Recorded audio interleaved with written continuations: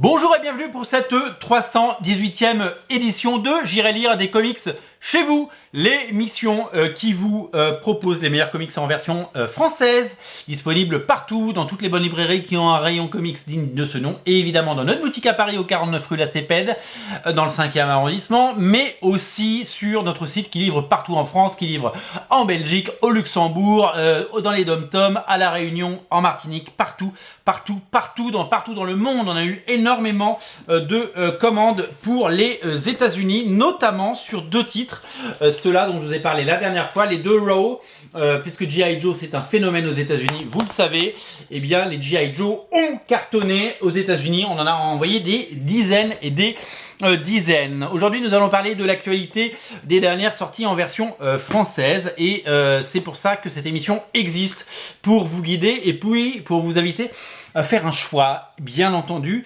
puisque vous le savez, il y a beaucoup de choses qui sortent, de plus en plus, j'ai l'impression, j'ai vraiment ce sentiment qu'il y a énormément de sorties et qu'on peut pas tout acheter et nous on est là pour vous guider.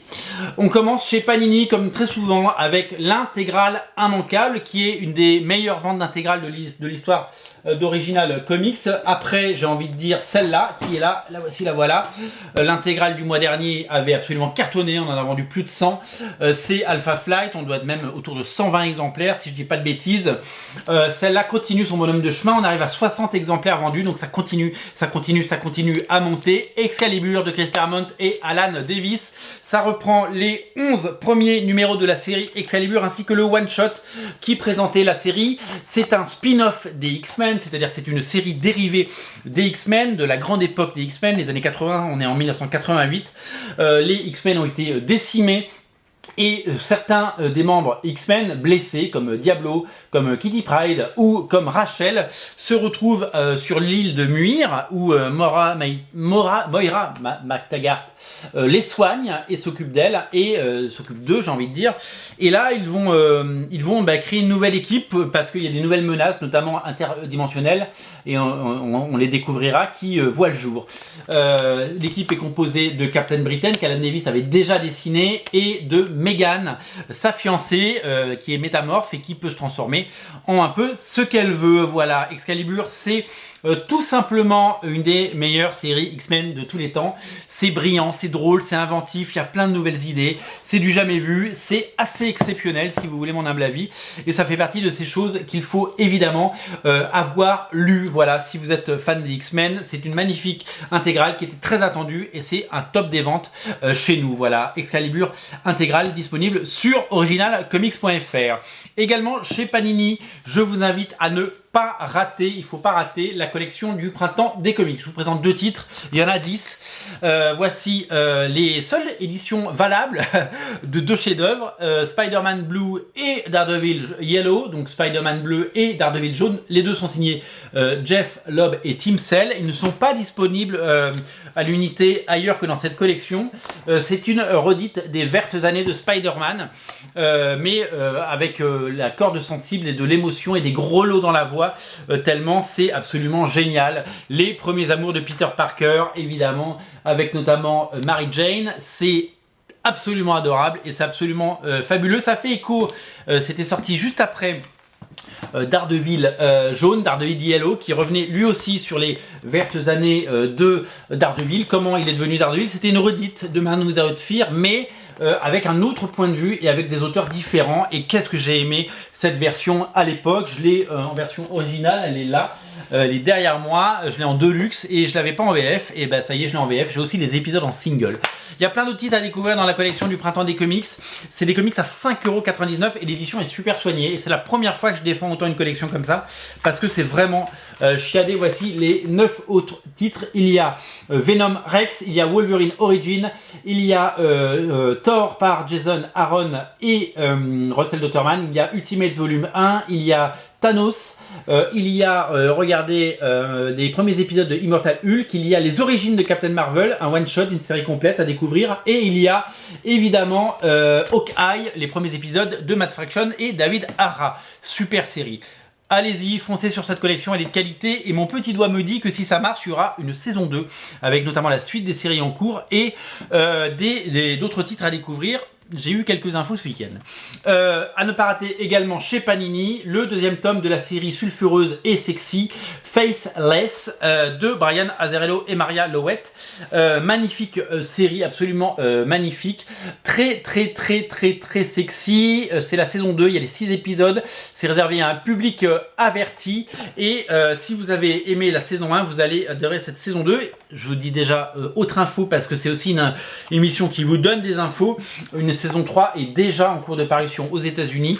Donc il y aura une saison 3 pour compléter cette trilogie. C'est une série Boom Studio, comme énormément de séries Boom Studio qui cartonnent en ce moment, comme Buffy, comme Berserker, comme Something is Killing the Children, ou la série très attendue chez iComics qui va s'appeler comment la série chez iComics, elle va s'appeler We Only Find Them When They're Dead. Ça va être absolument dingue, on en reparlera en juin. Vous allez vous régaler les enfants. Chez Urban, il y a quoi chez Urban? Il y a le tome 3 de Batman Joker War, tome 3, le troisième tome. Vous le saviez, c'est la suite de Batman Rebirth, hein. Ce sont les épisodes à partir du numéro 100 de Batman Rebirth. Il y a les épisodes 101 à 105.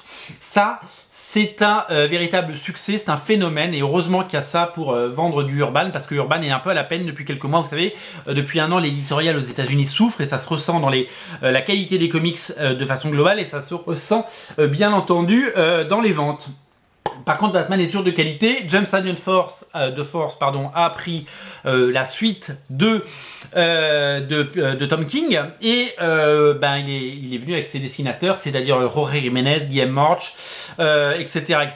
Et ça continue de cartonner. Les ventes sont over the top, et c'est absolument délicieux. Moi, j'aime beaucoup cette vision très grand public, mais aussi exigeante. À noter qu'il y a un one-shot consacré à Punchline. La Punchline, c'est la nouvelle fiancée du Joker, qui fout un peu le bordel dans son couple avec Harley Quinn. C'est dessiné par Mirka Andolfo, la dessinatrice de Contre Natura et de Mercy, que vous lisez chez Glénat, et ça n'a rien à voir avec notre Punchline, mais ça, il faut lire Punchline, je vous invite à le faire. Bien entendu, carton total pour Batman Joker, tome 3, à découvrir sur originalcomics.fr. Bien entendu. Autre titre à découvrir sur originalcomics.fr. Alors c'est très compliqué de défendre ce titre, parce que c'est un titre, ce titre-là, on aurait dû en vendre des centaines. On en a vendu très peu, et si vous ne voulez pas l'acheter, ne l'achetez pas. Je vous le présente parce qu'il sort, mais c'est très difficile pour moi, qui ai longtemps été un fan de Warren Ellis, puisqu'aujourd'hui, Warren Ellis est accusé, non pas par une ou deux ou trois personnes, mais par 60 femmes, de comportements complètement inappropriés. Alors a priori, il n'est pas accusé de viol, ou alors je peux me tromper, mais c'est inacceptable, c'est tout simplement inacceptable. C'est pour ça que je ne vous remontre pas le comics. Voilà, il est sorti. Chacun fera selon ses envies. C'était les grandes retrouvailles de Warren Ellis et Brian Hitch, qui avait fait des merveilles sur Stormwatch puis sur Authority. Moi, Warren Ellis fait partie des auteurs que j'adore et que j'ai défendu pendant longtemps, notamment sur la série Next Wave, et que j'adore tout ce qu'il fait, Warren Ellis. Et aujourd'hui, c'est très difficile de lire une BD de lui sans penser à ce qu'il a pu faire, au mal qu'il a pu faire, et pour lequel il sera peut-être jugé un jour. Je ne sais pas. Je ne suis pas dans le secret des dieux, et je ne sais pas du tout ce qui se passe. Je sais juste que voilà, il y a une odeur très très nauséabonde qui se dégage de tout ça. Normalement, on les retrouve à Warren Ellis, Brian Hitch, on aurait dû cartonner sur ce titre, mais voilà, on a décidé de pas trop le mettre en avant. On l'a juste présenté dans les sorties, comme vous l'aviez vu. Alors, on a fait une ou deux vidéos. On aurait pu faire 15 vidéos sur ce titre. On aurait pu en vendre des centaines, comme les titres de Batman. Et c'est très malheureux de se dire pour nous libraires que le titre Batman du mois, eh bien, est un titre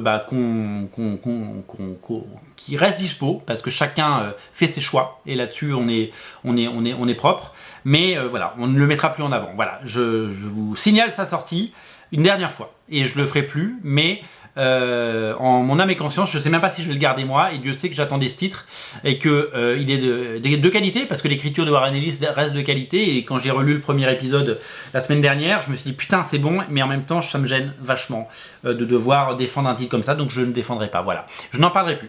Je n'en parlerai plus jamais de ce titre, parce que voilà, et je parlerai plus de Warren Ellis à partir de maintenant. Je prends cet engagement devant vous, à moins qu'il y ait un procès et que il y ait un non-lieu et qu'il ne soit pas coupable. ce qui est peu probable. Voilà, je ne parlerai plus de lui. Voilà, je préfère le dire parce que c'est plutôt, il faut être honnête. Chez Delcourt, par contre, il n'y a pas de problème d'harcèlement puisque c'est Robert Kirkman qui nous régale avec Invincible tome 3. Alors, le problème d'Invincible tome 3, c'est quoi? C'est le succès. Le tome 2 et le tome 1 aujourd'hui ne sont plus dispo malgré les tirages, retirages et re-retirages. 10 000 exemplaires pour le tome 1, 10 000 exemplaires pour le tome 2. Il y a eu 2 tirages pour chaque et il n'y en a plus un seul. La série sur Prime a fait de cette série un succès. D'habitude, une intégrale, c'est 3 000 exemplaires. Là, ils en sont à 10 000. Et comme la série a été renouvelée pour 2 saisons supplémentaires, ça va continuer à tabasser. Donc voilà. Donc prenez le 3 en attendant les réimpressions du 1 et du 2 parce qu'ils vont revenir. Le 4 est déjà en précommande. Je peux vous montrer la couverture parce que moi j'ai les éditions américaines. Ce sera ça la couverture du 4. Le 4 est déjà en précommande. C'est un phénomène, Invincible. Ah, ça y est, je suis en train de tout casser. C'est un phénomène. C'est un phénomène et tant mieux, il était temps, 20 ans après, hein, le premier épisode a quasiment 20 ans. Il y aura 12 intégrales, hein, on nous pose beaucoup la question, dans toutes les vidéos on nous pose la question, il y aura 12 intégrales. Et c'est génial. Moi j'ai vu que le premier épisode de la série, j'ai très envie de voir la suite. Et j'adore, j'ai toujours adoré cette série et je suis ravi. Je suis même au point de me reprendre les intégrales, c'est ce qui est un peu fou quand on y pense. Voilà, tout simplement. Également à découvrir chez Delcourt, j'ai adoré Pulp. J'ai complètement adoré Pulp, la nouvelle production de Ed Brubaker et Sean Phillips. C'est un récit court, c'est un petit récit, c'est à petit prix également. Ça n'a rien à voir avec ces autres séries. Ces autres séries, vous connaissez, hein, bien entendu, hein, Criminal, Fatal, Fade to Black, hein, Fondu en noir, que des bonnes séries. Moi, je suis content qu'Ed Brubaker ait ce succès aujourd'hui. Vous savez, il est très amer, Ed Brubaker, parce que il a dit qu'il avait mieux gagné sa vie sur le tournage de Captain America Civil War dans lequel il fait un caméo, c'est-à-dire une apparition, en créant le personnage du Soldat de l'Hiver. Aujourd'hui, Marvel exploite ce personnage du Soldat de l'Hiver. Donc il y a eu les films, il y a eu la série, et puis on le reverra certainement dans Captain America 4. Mais lui n'a rien touché parce que chez Marvel, quand on crée un personnage, ou parce que le personnage de Bucky Barnes existait, mais le personnage du Soldat de l'Hiver a été créé par Ed Brubaker, et bien ce personnage, il n'a jamais touché de droit, il ne touchera jamais de droit. Le personnage appartient à Marvel. Il a juste été payé quelques centaines de dollars par page pour écrire ce scénario. Et Hollywood s'est payé un scénario. Vous savez, un scénario à Hollywood, c'est $1 million minimum. Le fait que Marvel ait racheté Disney, que Disney a racheté Marvel, eh bien ça a tout simplement permis ils ont un vivier de scénarios pas cher en fait, parce qu'ils piochent, ils ont fait Civil War, ils prennent des trucs à droite à gauche et ils en font des succès. C'est pas cher et ceux qui finalement ne bénéficient pas, si vous voulez, du succès, c'est les auteurs. Et Brubaker, il n'a pas touché $1 sur tout ce que vous voyez du Soldat de l'Hiver, et c'est injuste, mais le monde est injuste. Mais ce qui est sa revanche, c'est que toutes ces séries sont des succès, notamment en France, et que tout va être réédité. Il y a Fatal qui va être réédité, notamment chez Delcourt, et Ed Brubaker, il a du succès. Et Pulp, c'est absolument génial. C'est l'histoire de Max Winter qui avait un autre nom dans le passé. Ça se passe dans les années 30, et comme c'est un papy, il avait une trentaine d'années à l'époque un peu du Far West, hein, parce que le Far West c'est la fin du 19e siècle, c'est les années 1890, hein, et il a un passé un peu pas très sombre. Et aujourd'hui il utilise son passé de cow-boy, on pourrait dire, pour écrire des histoires, et ça va l'emmener dans d'autres histoires à découvrir, et c'est toujours passionnant. Le dessin de Sean Phillips c'est absolument génial, et j'ai pris un plaisir fou à lire ça. Voilà, je vous invite à le lire, je vous invite à le découvrir parce que vraiment vous allez vous régaler. Pulp c'est très bien, et puis Ed Brubaker c'est un auteur qui a tout le succès qu'il mérite aujourd'hui, et qui, heureusement qu'il a pu rebondir après ces années Marvel, parce que c'est pas correct. Moi je connais Paul Jenkins, je vous l'ai déjà dit. Paul Jenkins, à chaque fois que Sentry ou que Inhumans sont réédités, il a mal au cœur parce qu'il ne touche $0, et que Marvel ou Panini ou l'éditeur en Italie, Panini Italie, ou l'éditeur en Allemagne, Panini machin, à chaque fois qu'il réédite ses bouquins, il touche 0, et c'est quand même assez honteux quand on y pense. Voilà, en France on a quand même un système où quand il y a du succès, eh bien les auteurs touchent des droits d'auteur, ce qui est plutôt pas mal. Haute sortie chez Delcourt, Firepower tome 2, j'avais beaucoup aimé le tome 1. Et donc je vais découvrir ce tome 2 que j'ai pas encore lu. Robert Kirkman toujours, Chris Samney au dessin, c'est un peu le Shang-Chi de chez de Robert Kirkman. Et le dessin, le storytelling, le découpage, le dessin de Chris Samney est un plaisir total, voilà. Donc Firepower tome 2, ça fait partie de ces choses qu'il faut avoir lu et qu'il faut découvrir, voilà. Dernier titre que je viens de recevoir de la part de nos amis de Delcourt qui m'ont gentiment envoyé. Excellence de Brandon Thomas que je vais découvrir, c'est une histoire de magie. Alors il y a beaucoup d'histoires de magie en ce moment, mais celle-là a l'air d'avoir un point de vue vraiment différent. Ça suit le dessin de Spencer Dales qui s'apprête à rejoindre l'égide d'une société secrète de magiciens noirs dirigée par des maîtres invisibles à laquelle appartient son père. Le but est d'améliorer la vie des autres. Donc moi ce que j'aime particulièrement, en tout cas dans les premières pages que j'ai pu feuilleter, c'est le dessin. J'aime beaucoup le dessinateur Cary Randolph, il a beaucoup d'énergie, c'est un trait que j'aime particulièrement. C'est un dessinateur qui n'a peut-être pas la carrière qu'il aurait dû avoir, mais en tout cas cette série a tout pour me plaire. Voilà, je vais la lire dans les prochains jours. On va faire un tour du côté de nos amis de Graf Zeppelin. Graf Zeppelin qui ont édité un Danger Girl inédit. Alors Danger Girl, ça marche très fort chez nous parce que Danger Girl, c'est pas disponible partout. Et nous, ça fait des années qu'on les soutient. On avait même fait une couverture originale, vous le savez, on en a fait 2. Des couvertures originales, puisque il y a notamment la couverture de la série principale, l'Opération Hammer. Alors on en a plus depuis longtemps, de la nôtre, elle était très belle, c'était la couverture à Paris, mais la couverture, l'édition normale est disponible. Et on avait fait celle du crossover avec G.I. Joe. Il nous en reste moins d'une trentaine, hein, donc si vous voulez l'édition collector G.I. Joe, eh ben, il ne faut pas trop tarder. Ça c'est un autre crossover avec Army of Darkness. Vous avez reconnu Bruce Campbell? Oui, c'est Bruce Campbell dessiné par J. Scott Campbell qui a fait les couvertures, bien entendu. Andy Hartnell a fait le scénario. Army of Darkness, c'est le troisième volume, le troisième film de Evil Dead de Sam Raimi. Sam Raimi, il a tout le temps fait jouer son copain Bruce Campbell dans tous ses films, notamment les Spider-Man, et Danger Girl a rencontré dans une histoire inédite en France, pour la première fois en version française, les Evil Dead, et donc l'armée des Darkness, l'armée des ténèbres, pardon. Et donc, comme vous pouvez le voir, les personnages de cette série, c'est scénarisé par Hartnell, c'est dessiné par Chris Bolson, et c'est une histoire complète, voilà, une nouvelle histoire à découvrir sur Danger Girl avec un crossover à la fois sexy et bourré d'action. Ce sont les évidemment ingrédients de cette série. Voilà. Qu'est-ce que je peux vous dire d'autre? De quoi je peux vous parler d'autre? Tout simplement des titres parus par les éditions 404 qui ont fait l'excellent Big Girl sorti le mois dernier. 2 titres, le premier qui est sorti en même temps de Big Girl, qui est un titre qui s'appelle Dunes. Voilà, qui est un titre norvégien, qui n'est pas un comics américain, qui est un strip, donc vous allez découvrir ce strip qui s'appelle En roue libre. Voilà, et l'autre titre qui vient de sortir, qui s'appelle Je dois devenir un homme, sinon le monde me dévorera. C'est La fleur de la sorcière que j'ai découvert et que j'ai pas encore lu. Le dessin est plutôt pas mal. C'est dessiné par Enrico Orlandi. On n'est pas sur un comics pur jus, mais le dessin est plutôt chouette.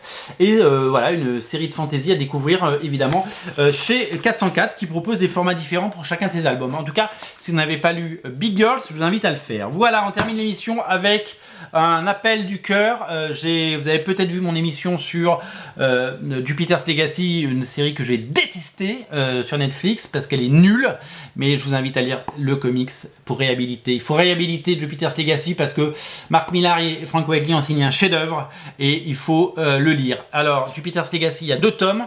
1 et 2, et il y a un prequel qui s'appelle Jupiter's Legacy Prélude. Avant ça s'appelait Jupiter Circle, moi j'ai l'ancienne édition, c'est disponible en intégrale. Il y a 3 tomes en tout à découvrir, et il y aura un 4e tome en France l'année prochaine, puisque la série Jupiter's Legacy Requiem sort cet été aux États-Unis. Voilà, Jupiter's Legacy, le comics c'est génial, la série c'est du caca, il faut lire le comics, le reste il faut oublier. Voilà, c'est tout pour aujourd'hui, c'était l'émission de la semaine.